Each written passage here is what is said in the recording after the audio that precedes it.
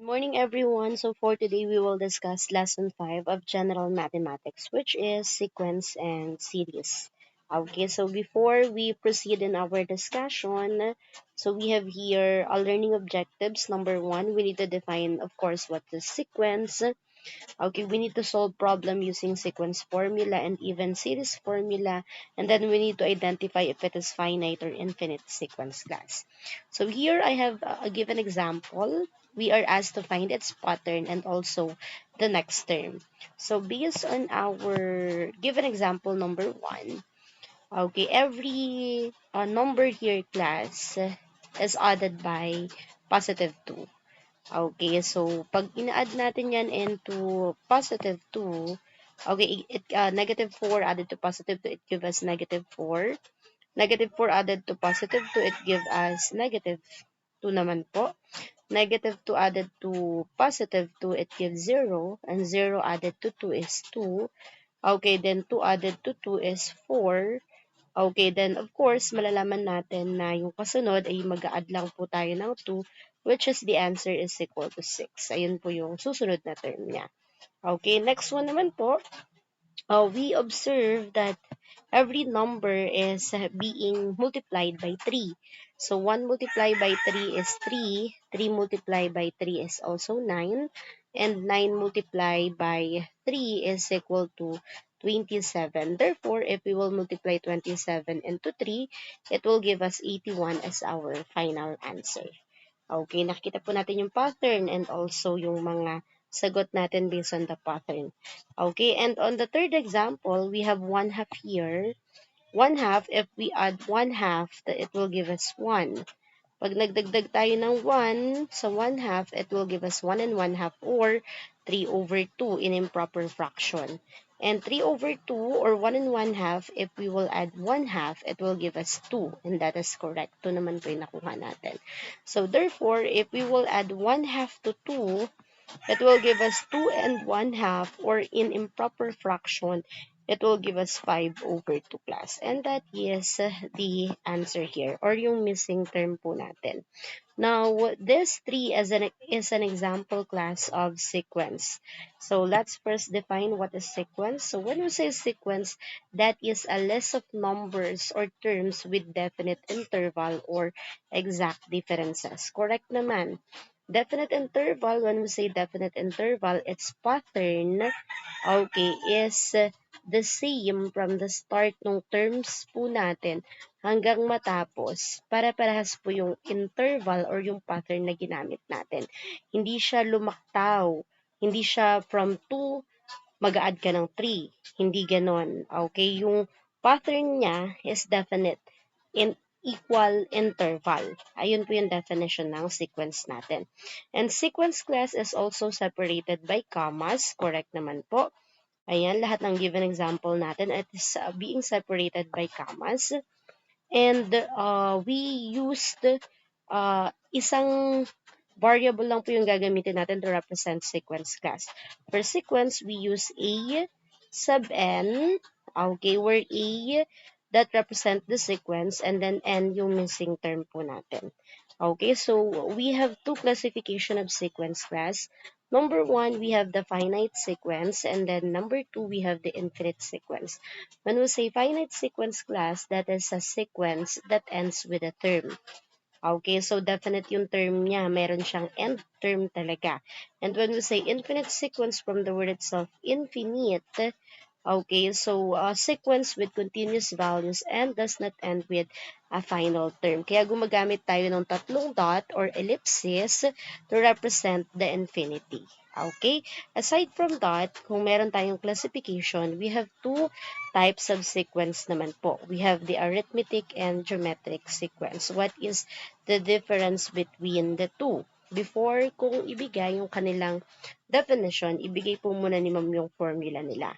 For arithmetic sequence class, we use the formula a sub n is equal to a sub 1 plus d multiplied by n minus 1. Well, for geometric naman po, we have a sub n is equal to a sub 1 multiplied by r raised to n minus 1. So, yan po yung magkaibang formula na ginagamit po natin if it is arithmetic and geometric sequence. Now, let's give their definition class. So, when we say arithmetic sequence, that is a sequence in which term after the first is obtained by adding the constant called the common difference. Common difference class, ito po yung letter D doon po sa formula natin. So that is denoted by the variable D. Okay, from the word itself, difference, we obtain that one by subtracting the last term doon sa previous term niya, katulad po nitong given example natin. Kaya nalaman natin na 2 yung pattern niya kasi we subtract 4 to 2. So, it gives us 2, di ba? Okay, 2 minus 0, it gives us also 2. 0 minus negative 2, it gives us positive 2. Negative 2 minus negative 4, it gives us positive 2 pa rin, and so on and so forth. So, dun po natin na-obtain class yung D, which is the common difference. Okay, yung N natin is the term possession or the missing term. A sub 1, of course, that is the first term naman po. And pag sinabi naman po natin geometric sequence class, that is a sequence in which each term after the first is obtained by multiplying a constant called common ratio. Yung R naman po doon sa formula natin, we call that one as a common ratio. And we obtain common ratio by dividing naman po. From the word itself, ratio, nagde-divide tayo. From dividing the last term doon sa previous term niya. Just like in our example earlier, we divide 27 into 9, it gives us 3. We divide 9 into 3, it gives us also 3. We divide 3 into 1, it gives us 3 pa rin po as our answer. Ayun po yung definition natin for geometric sequence. Now, let's give an example applying this to formula class. So here, I have here a 2 example. So find the nth term of the following arithmetic sequence. Okay, so find the 15th term of negative 23, negative 18, and negative 13. From there, ayan, isusulat muna natin syempre yung kanilang given. So here we have, okay, mag-color, ano bang color ang gagamitin natin? Okay, ito na lang po. Okay, so here we have the given of a sub 1, which is the first term. We have negative 23. Okay, and of course, siya yung nawawalang term, so that is 15. And then yung D po natin, we need to subtract. Okay, so gamit tayo ng scientific calculator natin. In your examination, gumamit po kayo ng sarili nyong scientific calculator para mas madali yung pag-solve po ninyo. Okay, so here we subtract negative 13 minus negative 18. It gives us positive 5. Okay, so next, negative 18 minus negative 23. It gives us also positive 5. Okay, very good. So, therefore, yung common difference po natin ay positive 5 plus. Now, let's proceed in our solution. For our solution class, the first thing we need to do is, of course, to write our formula. So, our formula is A sub n is equal to A sub 1 plus D multiplied by n minus 1. So, substitute na po natin. It will give us A sub 15 is equal to A sub 1 is negative 23. Okay, negative 23 plus D is 5 multiplied by 15 minus 1. We can directly type this one in our scientific calculator. So, punta lang po ulit kayo sa inyong scientific calculator. Okay, so type lang po natin negative 23 plus 5, open parenthesis, 15 minus 1. Then close parenthesis. It gives us positive 47. Therefore, positive 47 class will be the value of a sub 15. So 47. So this one class will be our final answer. Ito na po yung magiging final answer po natin. Okay? So, I hope naiintindihan po ha. Okay, let's move to example number 2. Example number 2, we have a sub 1 which is 7. D is equal to 16. Find a sub 24. Therefore, our N here is equal to 24 since siya yung missing term po natin. So, the first thing we need to do is to write our formula. So, solution. So our formula here is a sub n is equal to a sub 1 plus d multiplied by n minus 1. Substitute the given in our formula, it will give us a sub 24 is equal to 7 plus 16 multiplied by 24 minus 1. Then after you rewrite the equation, okay, and your all of your given, ito na po yung susunod. We need to, okay, type in our answer in our scientific calculator. So we have 7 plus 16, open parenthesis, 24, minus 1, okay, it gives us 375. So that is our final answer. Ganun lang po siya kadali kung meron kayong scientific programmable na calculator. So I want you to practice it in your own scientific calculator. Dapat lumabas din na parehas yung sagot na makukuha po natin. Okay, so aside from that, syempre meron din tayong example for geometric sequence naman po. Okay, so number 1 here. Okay, so find the 10th term of the geometric sequence whose common ratio is 5 and the first term is 11. So first, of course, lagay muna natin yung mga given natin. We have a sub 1, first term kasi. Okay, a sub 1 that is equal to 11, sorry. Okay, we have the common ratio r that is equal to 5. And then yung temp term natin, that is the nth value, so that is 10. Okay, rewriting our formula. So in our solution, first we need to write the formula. So that is a sub n is equal to a sub 1 multiplied by r raised to n minus 1. And there, we can now substitute the given in our formula.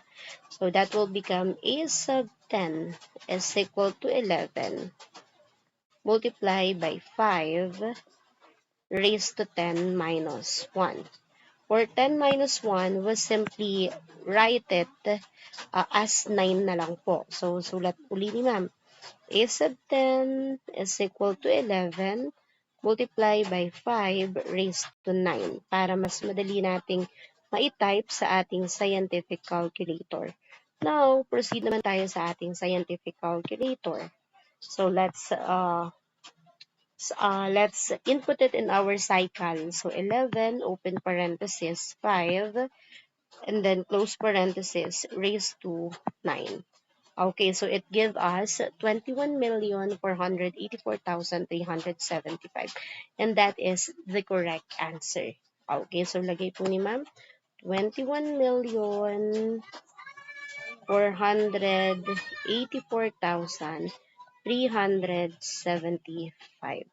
Okay, so yan po yung correct and final answer po natin. Okay, let me write it properly lang po. Okay, 375. So that is the final answer. Now, for example, number 2 class. Okay, so find the fourth term of the geometric sequence whose common ratio is 3 and the first term is 2 over 3. Ganun pa rin po. We first write the first term, a sub 1, which is equal to 2/3. Okay, we have the r, which is equal to 3. And then yung ating n, which is equal to 4, since fourth term nga yan.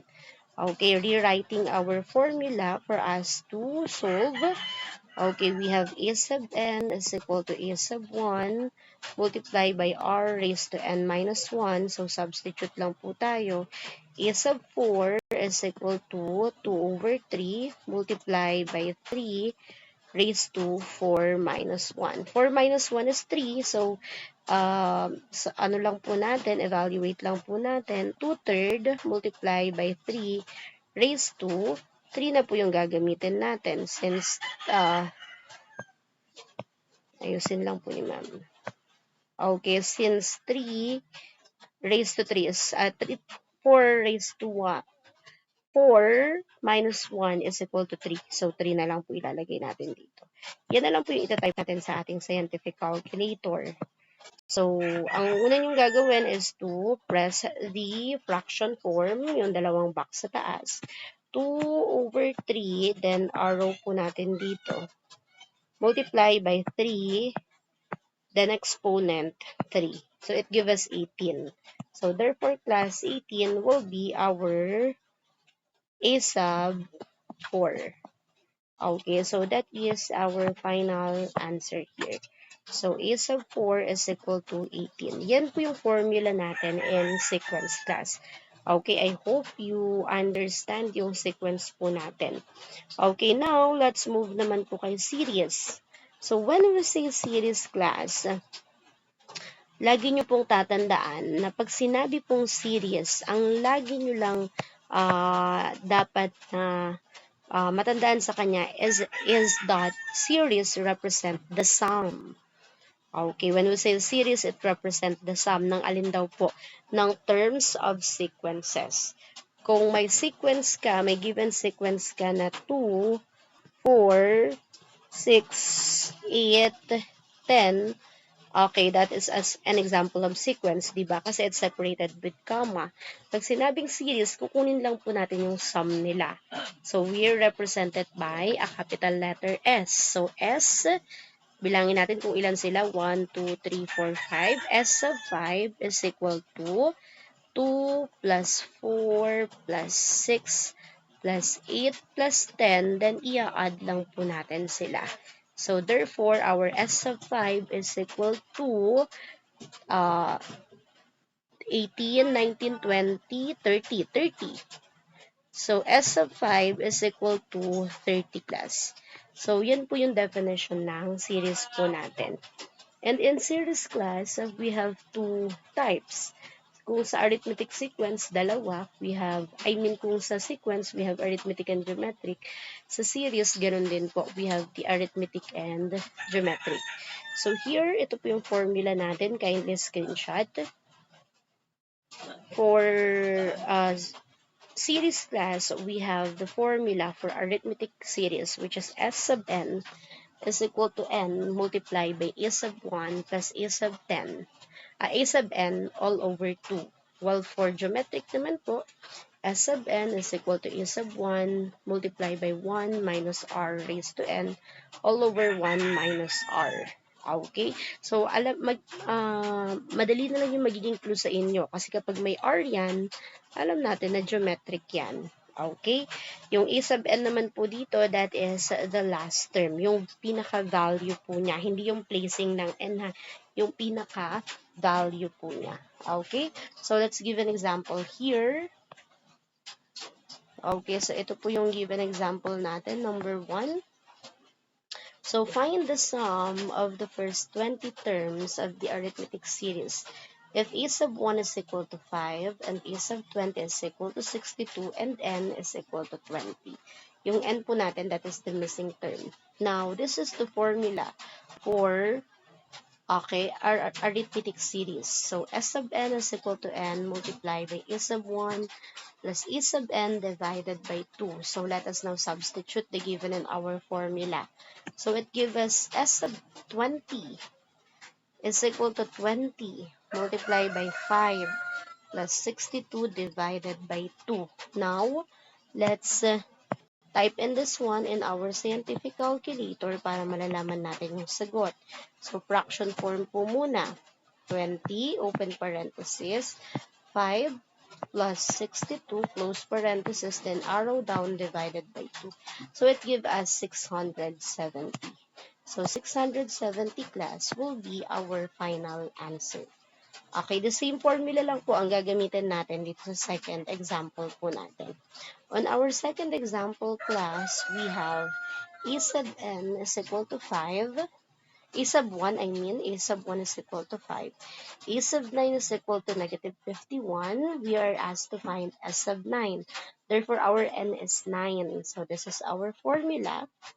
Substitute na po natin. 9. Okay, multiply by. So, kailangan lang lagyan ng parentheses. Yan, dalawang parentheses yan. 9 multiplied by 5 plus negative 51 divided by 2. So let us encode this one in our scientific calculator. So fraction po ulit, 9, open parenthesis 5 plus, open parenthesis ulit, negative 51, then double close parenthesis, all over 2. So it gives us negative 207. Class, it is important to encode the proper mathematical symbol. Kung dalawang parenthesis yung sinulat nyo, dapat dalawang parenthesis din po. Para hindi nalilito yung cycle ninyo, ha? Okay, so the correct answer here will be, okay, negative 207 class. Okay, so let's move to our next example.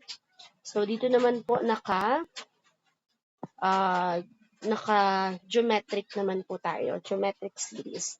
So, the formula class in finding the geometric series is S sub n is equal to A sub 1 multiplied by 1 minus r raised to n all over 1 minus r. So, substitute na lang po natin. So, S sub 10 is equal to 5 multiplied by 1 minus 2 raised to, ang n natin ay 10. Okay, 10. Then close parenthesis all over 1 minus 2. Okay, substitute na po natin. Punta na tayo sa ating cycle. Okay, napaka-importante ng scientific calculator class. Kasi kahit na madali yung topic, but if you don't have cycle, may hirapan kang mag-solve. Okay, so 5, open parenthesis 1, minus 2 raised to 10, then close parenthesis. Then arrow down, open parenthesis 1 minus 2. Okay, it gives us 5,115. Okay, so 5,115 class will be the value of S sub 10. 115. And that is the final answer class. Yun na po yung magiging final answer po natin. Okay, so that's the end class for lesson ng arithmetic and geometric sequence and series. Now, ituloy na rin po natin. Ituloy ko na doon sa Fibonacci sequence. Si Fibonacci sequence class, ang kukunin lang po natin dito is yung kanyang pinaka-concept lang po. Okay, so let me introduce to you class yung tinatawag natin na pattern. So when we say pattern class, mathematics is the study of pattern and structure. Okay, kaya nga natin pinag-aaralan ito kasi sabi dito, pag sinabing math, hindi lang daw po yan numbers, hindi lang siya basta subject. Okay, so when we say mathematics, it is also a study of pattern, wherein yung pattern, okay, so maraming philosopher na po yung nag-aral sa kanya. Okay, we have the Greek philosopher like Pythagoras, okay, yung nakabuo ng Pythagorean theorem, si Plato, ayan, yung mga great philosopher po natin, wherein nabigyan nila ng two types of pattern. Okay, yung two characteristic or types of pattern, which is yung tinatawag natin na fractals and chaos. Lagi nyo lang pong tatandaan when we say fractals, geometric shape that represent their structure on an even finer scale class. Okay, well, when we say chaos, shows apparent randomness. Pag sinabi natin fractal class, from the word itself, fractal, may maayos na direction. May maayos siyang pattern. But when we say chaos, napaka-random po nung kanyang mga geometric figures. Hindi mo alam kung sino yung pinakauna, ano yung susunod na pattern, kasi nga magulo po siya. Okay, yan po yung tinatawag natin na pattern. Now, yung pattern na yan, kinuha po yan doon sa ah, pagbuo or discovery ng tinatawag natin na Fibonacci sequence. So, sino ba yung proponent ng Fibonacci sequence, class? So, here, Fibonacci sequence was discovered by a great mathematician, Leonardo Pesano Bogoglio. Yan po yung pinaka-real name niya. Pero syempre ngayon, tinatawag siyang Leonardo Fibonacci. So, aside from Fibonacci sequence, class, one of his discovery is yung tinatawag din po natin na Hindu-Arabic numerals, yung ginagamit natin in our present time today na 0, 1, 2, 3, 4, 5, and so on and so forth. Okay, si Leonardo Pesano Bogoglio po yung naka-invent niyan. Eh, bakit Fibonacci? Kasi yun po yung nickname niya. Kaya doon sinunod yung kanyang invention. Now, sabi dito, pag sinabing Fibonacci sequence, Fibonacci number is an integer in an infinite sequence class. Okay, infinite sequence. 1, ito yung number niya dyan, of which the first two terms are 1 and 1 and each succeeding. So, para daw po makuha yung susunod na term, was simply add, okay, the first term doon sa kasunod niya. Okay, kunwari, let's give an example, class. Itong 1 and 1, pag inad natin, magiging 2, di ba? Okay, 1 and 2, pag inad natin yan, magiging 3. Si 2 and 3, pag inad natin, it give us 5. Si 3 and 5, pag inad natin, it give us 8. Si 5 and 8, pag inad po natin, it give us 13. And so on and so forth. Ito po yung nakalagay po dito. Yun daw po yung concept ng tinatawag na Fibonacci sequence. Saan daw po nanggaling yan? Nanggaling yan dito sa investigation ng reproduction of rabbit. Kasi daw, class, kapag nagpaparami ka ng rabbit, syempre you need a male and a female para dumami sila. On the first month, nagpapalaki pa lang yung rabbit.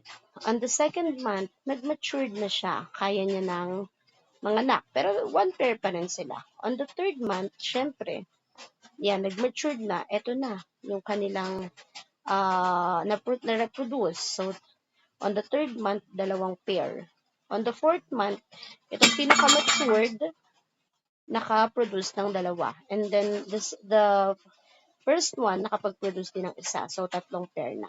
And so on and so forth. Yan daw po yung pinaka-concept ng Fibonacci sequence. Wherein, maraming application ng Fibonacci sequence. Okay? Pero, even class may formula rin yung Fibonacci sequence. Hindi lang po natin i-discuss dito. Okay? Kasi nga, concept lang, tsaka yung pinaka-definition lang ng Fibonacci sequence yung i-discuss natin. Okay, so here, ang gagamitin po nating letter to represent Fibonacci sequence is F. F sub 1, yung first term niya, F sub 2, F sub 3, and so on and so forth na po. Okay, we can use big letter or small letter, class. Okay, now I'll give you, okay, so may sagot na. Hindi nabura ni ma'am. Okay, so here, explain na lang po ni ma'am. So here on our recitation, we are asked to find, okay, the ninth term. So alam natin na Fibonacci sequence yan. So we simply add 13 to 21 para makuha yung susunod na term, yung ninth term. So it give us 34, class. So yun yung magiging sagot natin. Ito naman po, 15th term yung hinahanap. We'll just simply add 233 to 377. It gives us 610. So that is the value of 15th term. So gagawa ka lang talaga ng ganito. And that is what you call a Fibonacci sequence. Okay, yan lang po yung kasama doon sa discussion po natin. Hindi na natin i-discuss yung golden ratio kasi part siya ng finite. Okay, wala siya sa curriculum natin, only the Fibonacci sequence test. I hope you understand. Kung may katanungan po kayo sa face-to-face po natin, sagutin ha. And may I remind everyone na kung hindi pa kayo nakakapag-take ng activity na nakapublish sa Canvas, magkakahiwalay yon ha. Sequence, series, and then Fibonacci sequence, magkakahiwalay siya. Okay, take nyo po para hindi kayo maabutan ng due date po niya. Okay, so ingat po ang lahat.